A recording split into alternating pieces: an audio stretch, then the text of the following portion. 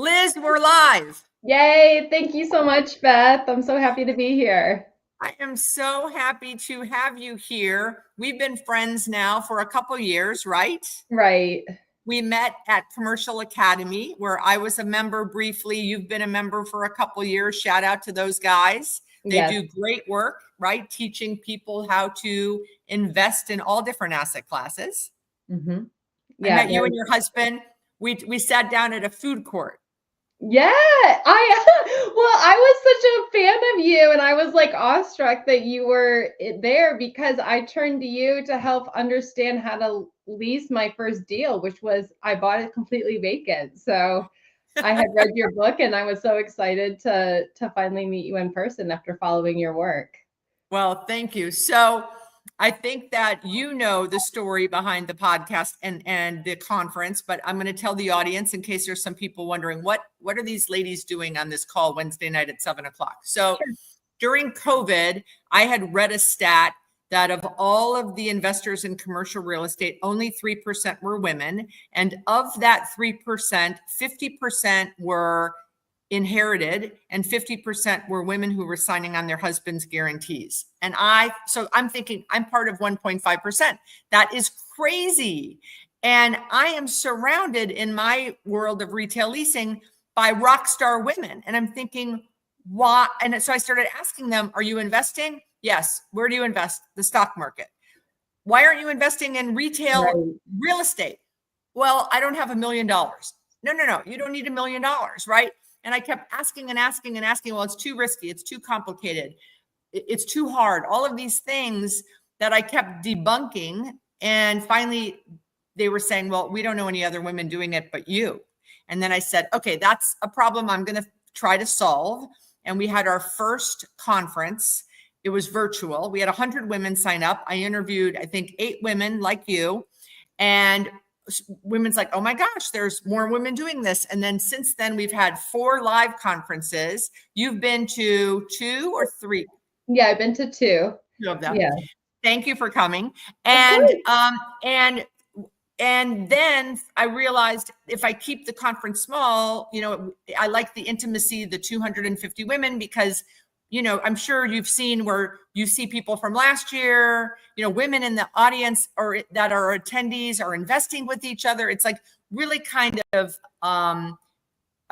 it's small and intimate. So I figured instead of expanding that, how can I get the word out more? And I came up with this podcast where I thought I can interview a woman every week.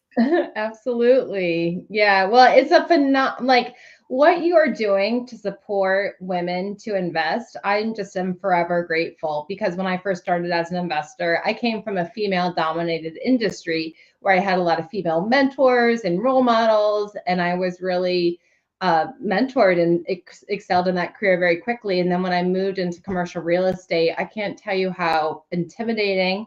All the confidence I had in my old job, I lost completely. And so I'm just so grateful that you are supporting and lifting up other women to do this. And I have found other women like that in the industry, and I want to support that mission as much as I can. Yes. So make sure that every time I meet a woman and she goes, yes, I'm an investor, you have to come on my podcast. Absolutely. I would love for them to come to the conference too, but that's not my priority. My priority is that I want to have at least 50 interviews a year. So that in my goal I started this when I was 60, and I said, by the time I turn 70, we're going to get that number to 10%. Don't ask me how I'm tracking that. I have no idea, but I know that every time at every conference, I say, who didn't invest last year and invested since the conference? And, about 8 to 10 women every year raise their hand. So I know we're slowly making progress. Absolutely. So your field before, tell everyone what you were in before you started in investing. Yeah, so completely different career. My background is higher ed administration. So I have a doctorate degree in higher ed leadership. I first started as a leadership educator on college campuses, and then I moved up the administration ranks. In the last job, I was an executive managing about 5 offices on a college campus. And my husband had a big career at BlackRock. He was a value investor in the stock market, so a finance guy. But in 2017, some big changes happened in our family. We had our daughter in 2016, so we were struggling with the new parent, as you can relate, I'm sure, have no idea how to handle, the working life as a parent. And then in 2017, my husband's team at BlackRock in the Philadelphia office was completely shut down. Everyone was laid off except for him and a couple other people. And he was moved to a team in Manhattan, Princeton, but he knew that there was an expiration on that job because every year they were downsizing, and to get a new job in the industry seemed impossible, like at a different company. Then 2 years later, in 2019, my college had a big reorg and my position was eliminated. So I was completely laid off. So I had no job. And in order for me to get a new job at that level, we would have to move out of state, which we weren't going to do so we could be with family. And then my husband knew that he was going to get laid off any year. So our back was to the wall. So we had a family meeting, my husband and I, in January of 2020.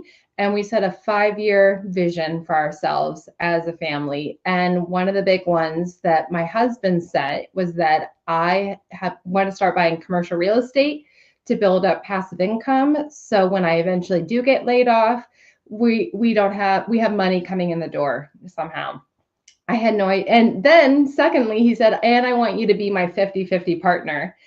I had no idea about investing, real estate, I didn't have any background in any of those things, but my husband asked for my help. I'm all in. I'm like, okay, we will figure this out. And then 9 months later, we bought our first building. Didn't know what we were doing at all. I can tell you about that first deal, but we took the leap, and I will be forever grateful how we've now.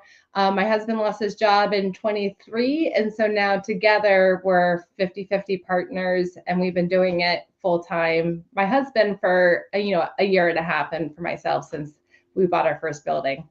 So that's amazing. That's an amazing story. We're going to go backwards, but I'm just curious because, inquiring minds want to know. Yeah. Have you been able to have what percentage of your passive cash flow, and we know it's not passive, but of your existing cash flow, what percentage have you replaced the incomes that you had? Like 10%, 50%, 90%?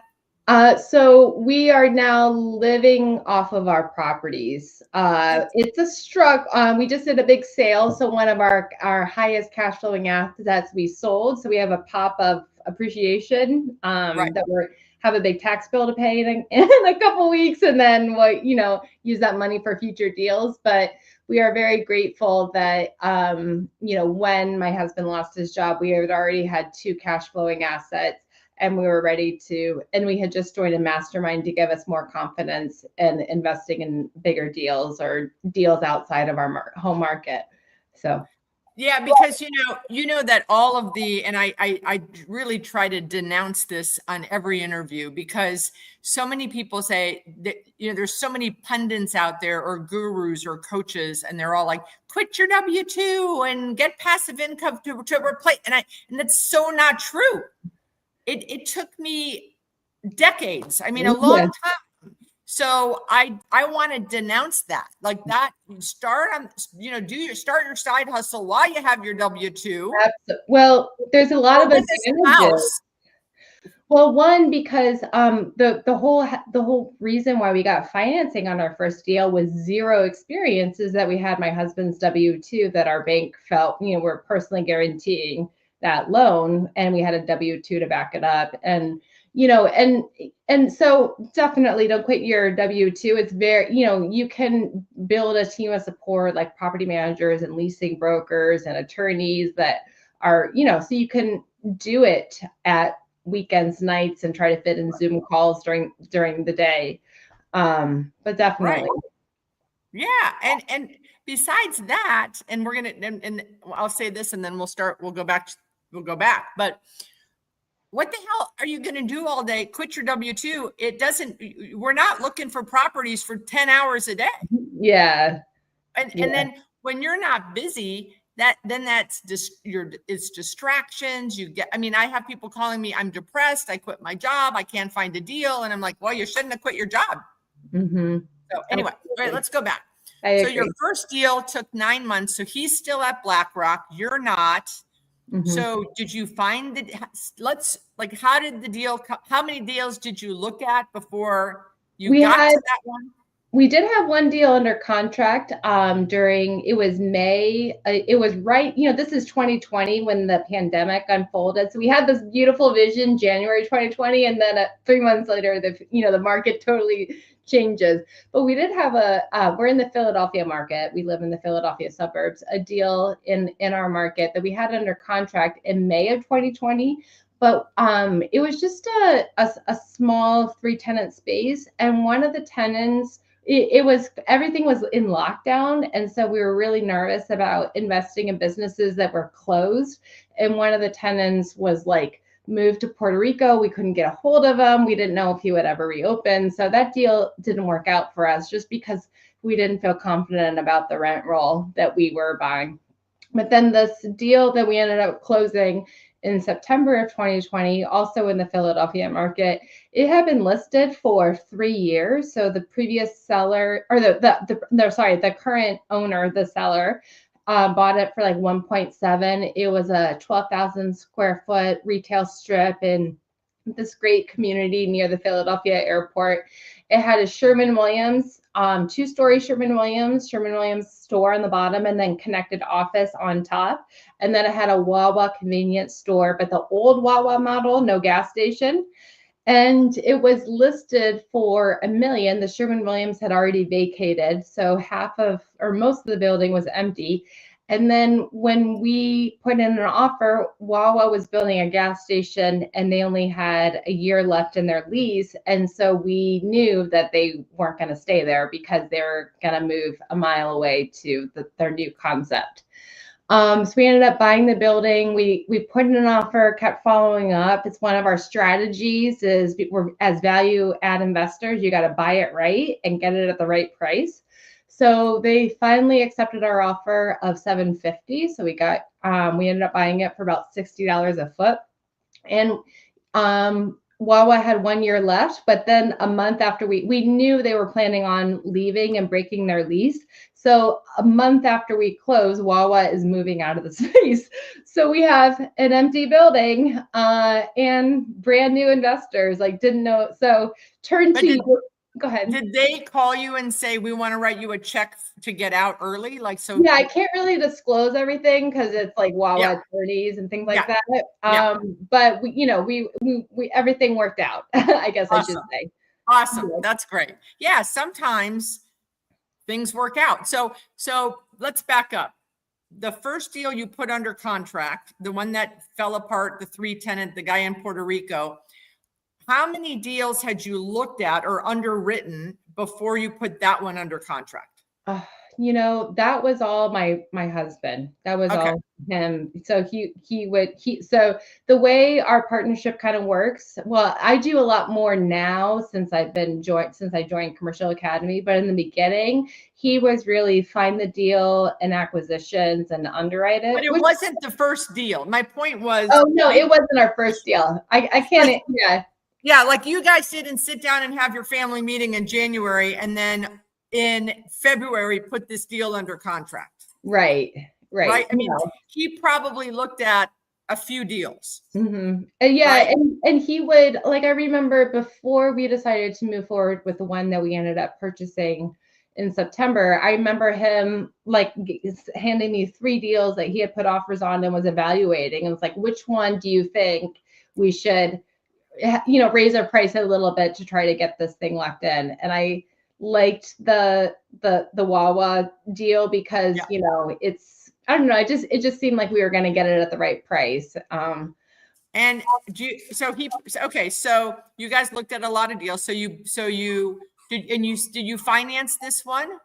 Yeah, we had a bank who took a chance on us. I mentioned the W-2. That's what helped a lot, is that we had that, but we will be forever grateful that he loaned us because, it's an empty building. Usually banks won't do value add deals with, negative cash flow and high taxes and all that kind of stuff. Right, So because you had the Sherwin-Williams was out. The Wawa only had a year left, and any appraiser or lender would have seen, oh, it's down the street. They're going to move out maybe sooner than the year, right? right. So yeah, it was basically, and you said it had a second floor. Were there tenants? There weren't tenants up there either. So that was empty. And that's the thing is big lesson learned. I wouldn't buy 2-story retail again, because that is, you should value that as 0, that square feet above, which we didn't, right? So that was a lesson learned. And so that was empty. I had a big vision to build 6 apartments on the second floor, because this was in kind of like the main street of this really nice town. And I worked with the church to our next door neighbor has land for their cemetery, working next door to a church. And I worked with them to lease vacant grass to build a second parking lot and build apartments on top and get a zoning variance. But again, getting construction bids in 2020, by the time you get the variance a year and a half later, which we did do, the whole model made no sense with construction. So we actually ended up having a dance studio now lease the space. So it is fully occupied now. So that's awesome. It all worked out.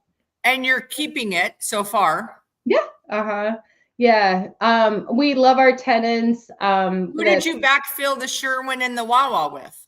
So the Sherwin-Williams, it was actually a local tenant, a screen printer, who we had been courting for over a year. He was just down the street in 1,000 square feet, and he put it in a very low offer, and we courted him. He wasn't ready to move in.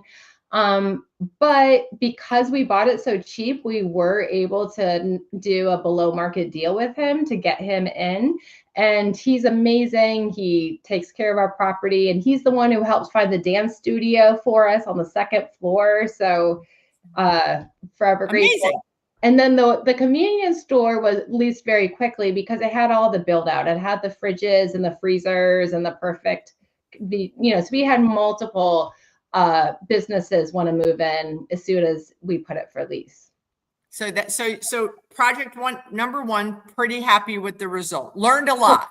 We also lowered our taxes. That took some time, but it was assessed for 1.7 and we bought it for 750. So we have lowered the taxes to raise the NOI that way as well.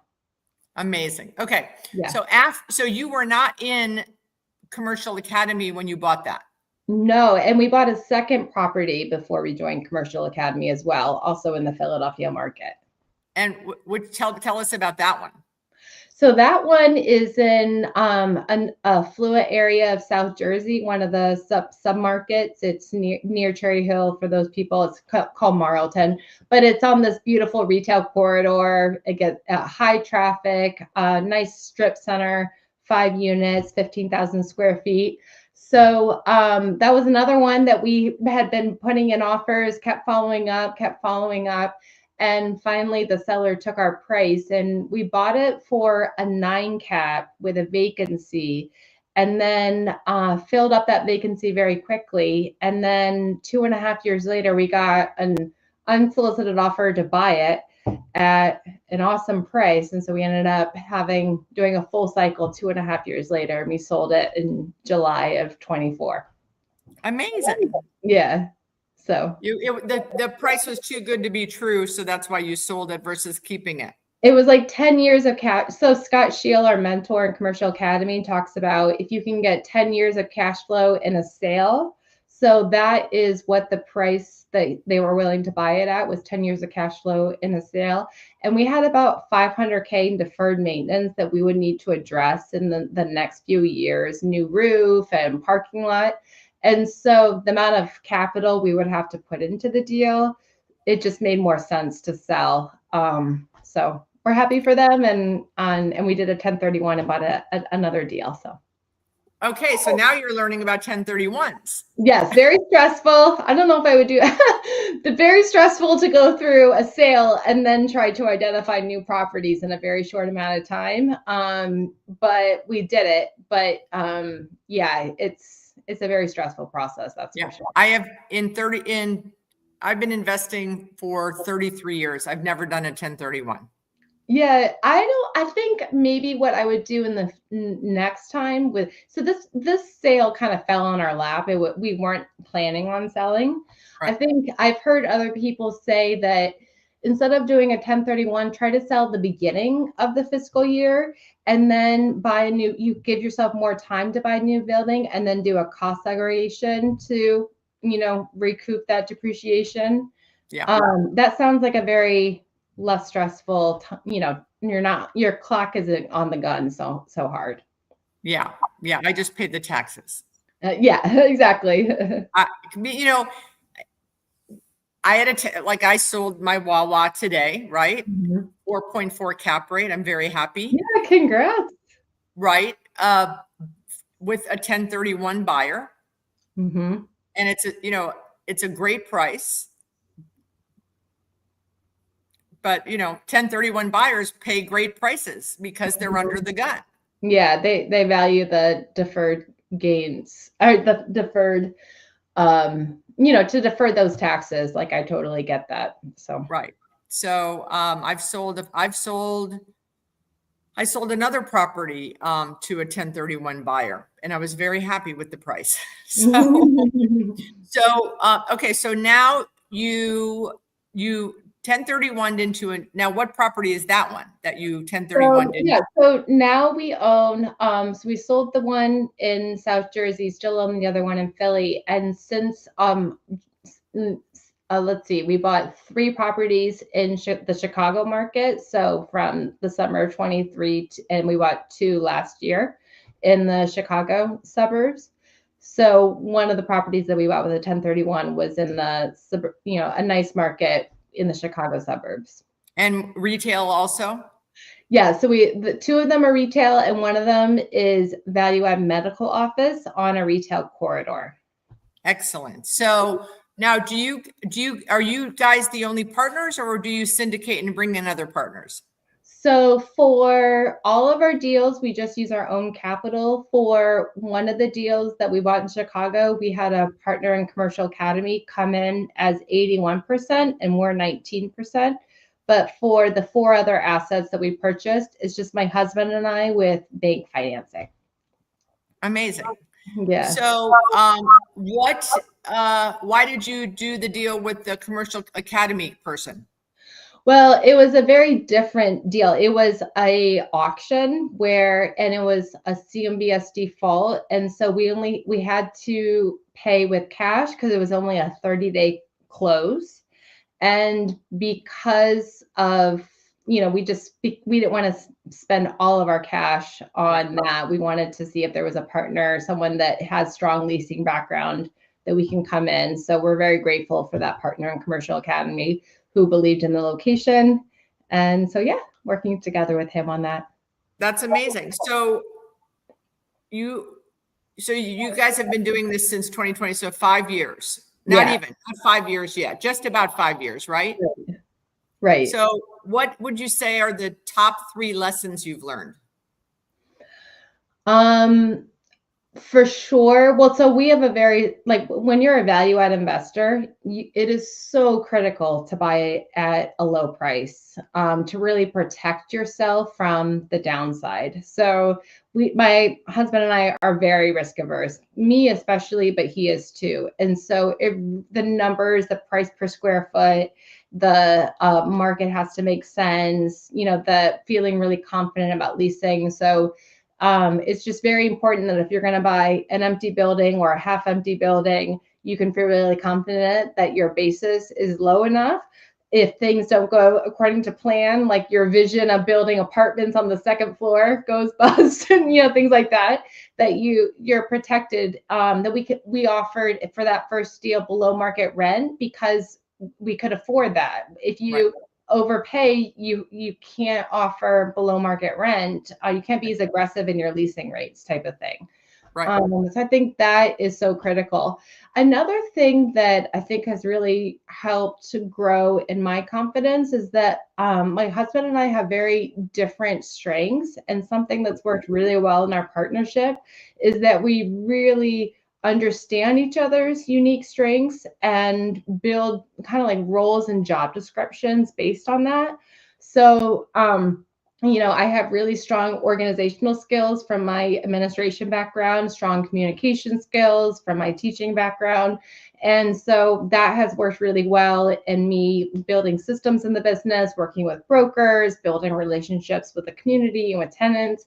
And then my husband's financial skills and underwriting skills. And he is so passionate about finding deals. He's looking at deals all day, all night, all the time, looking at deals. It's like he loves the hunt.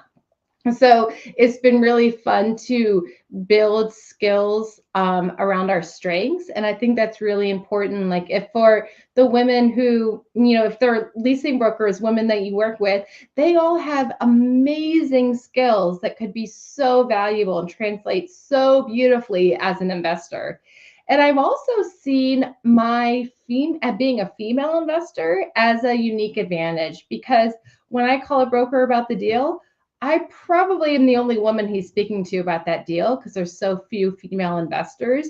And so I can use my feminine energy to build that rapport and that connection and, try to have them, take a chance on this husband-wife team out of Philadelphia with a small portfolio. But we're great people to work with. And so, I do think that being a female investor, even though there's disadvantages by being a minority, it's all about what you frame. Is it an advantage or disadvantage? And I choose to see being a minority as a competitive advantage when it's just me and a bunch of guys calling on the same deal.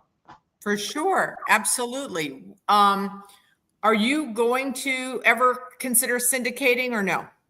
So we are now open to taking outside capital. Because we want to grow and do bigger deals. So right now, the deal size that we're buying we haven't bought anything more than $2.5 million, which sounds like a ton of money, but in commercial real estate, these are the smallest centers you can buy, the 12,000, 15,000, 21,000 square foot centers.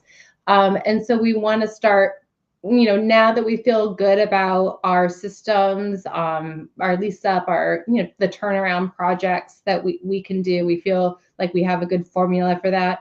We want to start being open to that, but we haven't yet done that yet. So.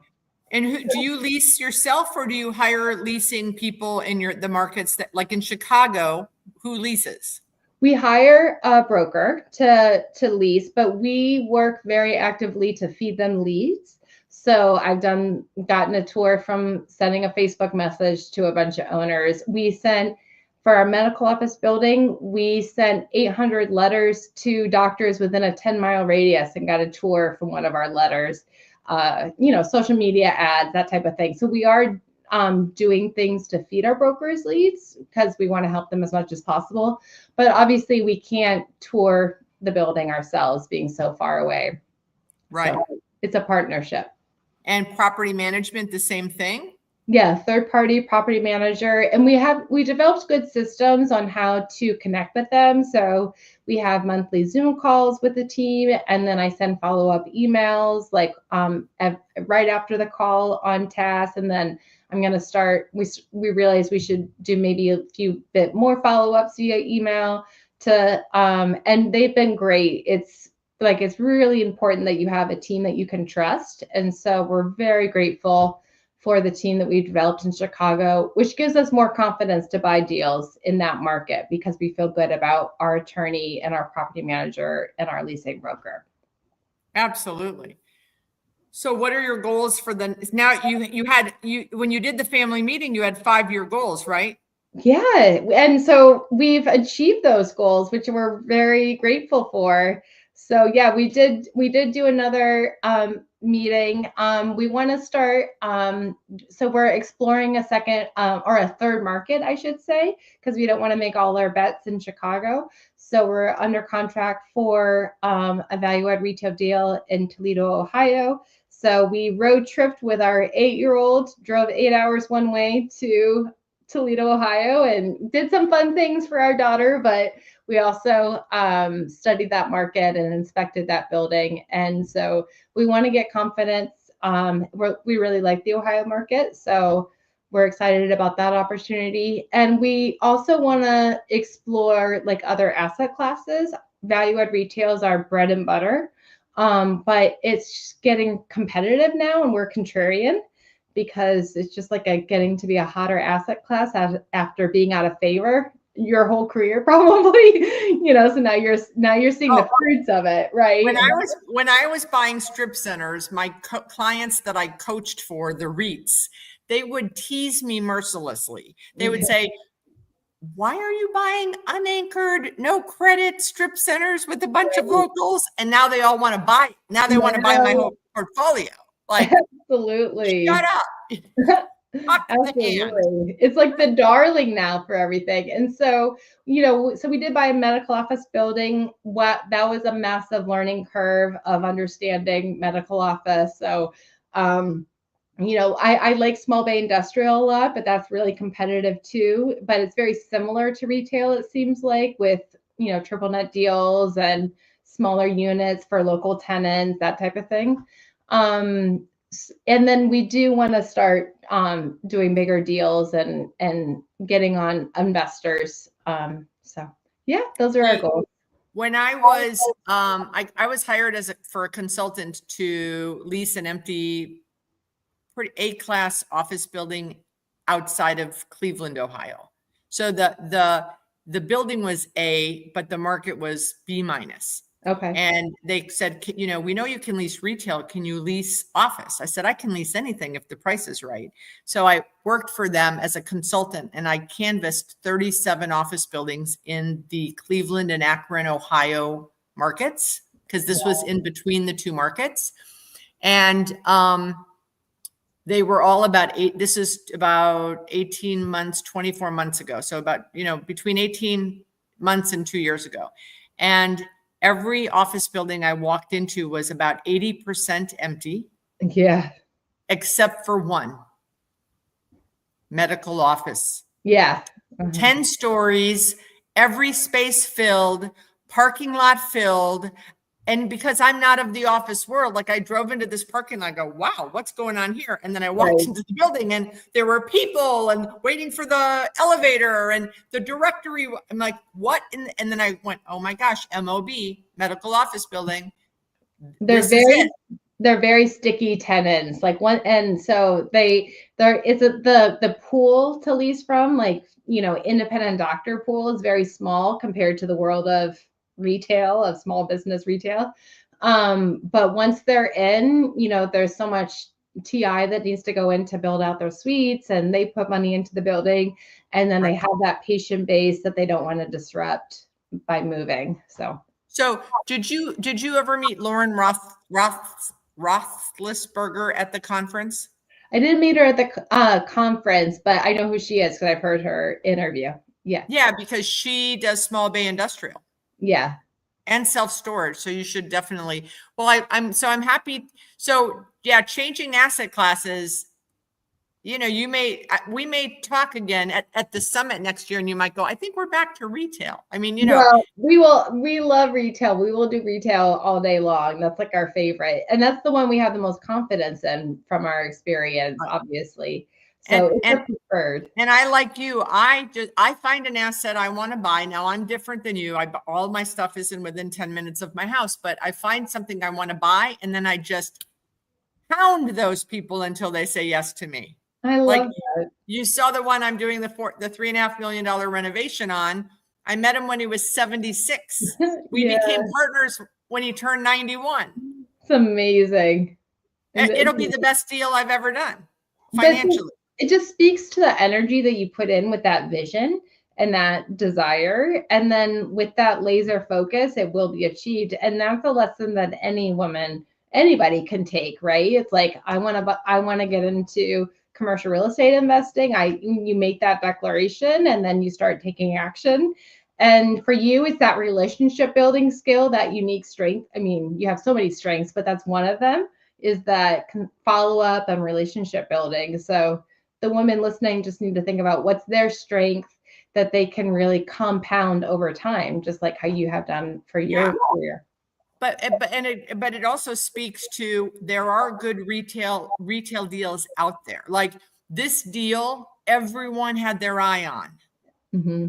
Everyone, but no one spent 16 years formulating the relationship. And I'm not saying, you're very young, so don't, and this is advice for everyone, is if you see an asset you think would be a great asset to buy, if you're 40 years old and you're going to be doing this for the next 30 years, what's wrong with continuing every quarter to call the guy? Absolutely. Right. And what I realized after the first 2 years, Lauren's texting me, so she's probably watching, and she's going to say, I'm listening. Oh, no, she was congratulating me on the Wawa sale.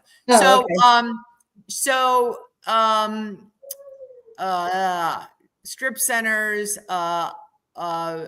identifying, focusing on an asset.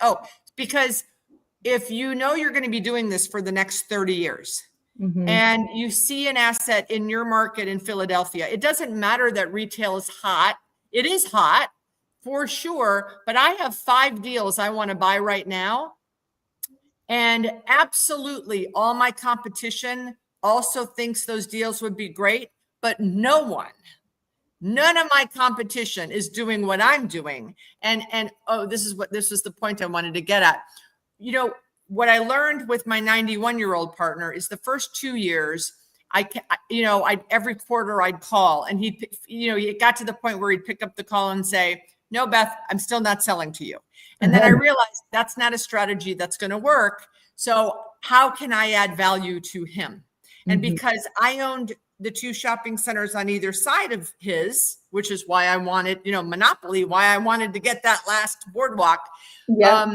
I realized I could add value by sharing, vendor references. Like I had a painter, he's great. Or I had a paver, he sucked, don't use him. So I realized if I help him and add value to him without telling him his rent was $30 under market, because I didn't want to create a problem for me in the acquisition.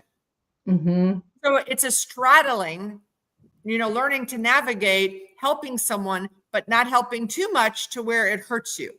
Absolutely. Yeah. But adding value and building that connection and being a giver will only come back to reciprocation. Right. So we have 127 people watching. Awesome. Love that. In the first 9 months, I had 7 people, and I think they were all my friends and family, right? Like seven. And I never really paid attention because on StreamYard, the number is so tiny. You really have to look for the number. And it was like 7. And I don't care, because we had hundreds that would listen to the recording. And as long as the message gets out there, that's my goal. But about a month ago, I was in the middle of an interview, and I looked up and there were 300 people on the call. And I stopped the interview. I said, oh my God, we have 300 people. So amazing. So there are 128 women or 128 people. We have a lot of men that watch also. But for those investors, soon to be, want to be investors, they haven't dipped their toe in the water yet. Put yourself back. Now you've had 5 years of experience and multiple assets. What is your advice for them to get started? Well, I wonder if women, if you're doing your first deal, you just feel like it's overwhelming. And so for me, having a partner to turn to that we could divide and conquer and come together. So I think, and also before we bought our own deal individually, we had been LPs in syndications for other people's deals as well. So we were investing incredibly passively, and I wasn't connected to that at all. It was really my husband doing that. So but think about like what unique strengths and skills that that you can really bring as an investor, and what kind of complementary things that you could partner with somebody else. So what could you bring to the partnership and what could they? Because it feels overwhelming to do it all yourself.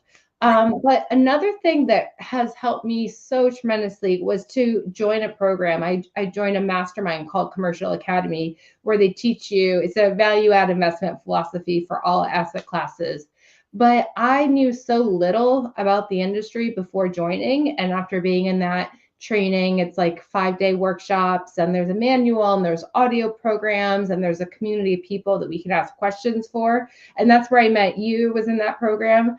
That community and that knowledge base gave me so much more confidence, because it's very scary, like personally guaranteeing $1 million or more deal. Like that is a very scary thing, and you can't fail. I remember when we bought our first building, it's like, okay, this has to work. You know, Right. Well, So. I think you're so right. I mean, I think you heard this year the woman that introduced me at the summit, Teresa, who came to 2 conferences, didn't do anything. You know, after the first one, I'm going to do it. After the second one, I'm going to do it. And until she partnered, so her husband was not interested in partnering with her, but he was supportive of her. But she found 2 other women. Yes. Who both are married, but again, their husbands were not into it. So the 3 of them got together. And then since then, they've invested, I think, in 3 deals. Teresa also has joined another mastermind like that does fix and flips, because that's what she was interested in. And now she's a hard money lender. I mean, you heard her story. She went from, you know, saying she was going to do something 2 years in a row, didn't, partnered up with 2 other women for an accountability group, and now they're all off and running, which is amazing, right? Absolutely. So I think finding a one person or multiple people, so you don't feel like you're doing it alone. Going to your conference invites the opportunity to meet those type of people and to meet general partners that you can be an LP position in their deals. And then once you're in their deal, you can learn from them and understand their investment philosophy that can easily be replicated in your own deal if you want to be a GP for yourself. But that has really helped so much, is the partnership that I have formed with my husband, but also like the education that I got through this mastermind and that community support. Yeah, I highly recommend masterminds, coaching programs.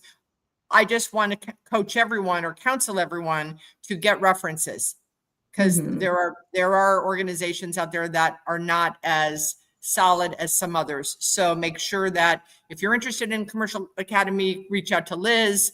But if you are looking at joining a mastermind or a coaching program, what I say to people when they ask, when LPs are interested in investing with me, and they say, well, what else should I ask you? You know, I've talked to people that have invested with you. I say, talk to people that stopped investing with me and ask why they stopped. I say, ask the coaching programs or the people in the masterminds, give me 3 names of people that are no longer in the like, I'm not in Commercial Academy anymore. I was in it for a year. I have good things to say about it. It just wasn't for me. I'm buying a deal every 5 years. It's right. And it's a different program.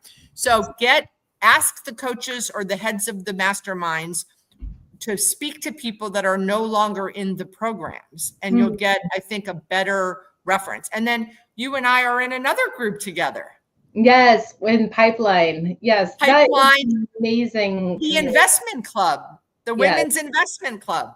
And we've been doing that for a couple of years, and some of us might be investing in our first deal together. It's very exciting. No, that's an amazing group. I just think what Pipeline does for women in retail, and then having this arm of the investment club together is phenomenal.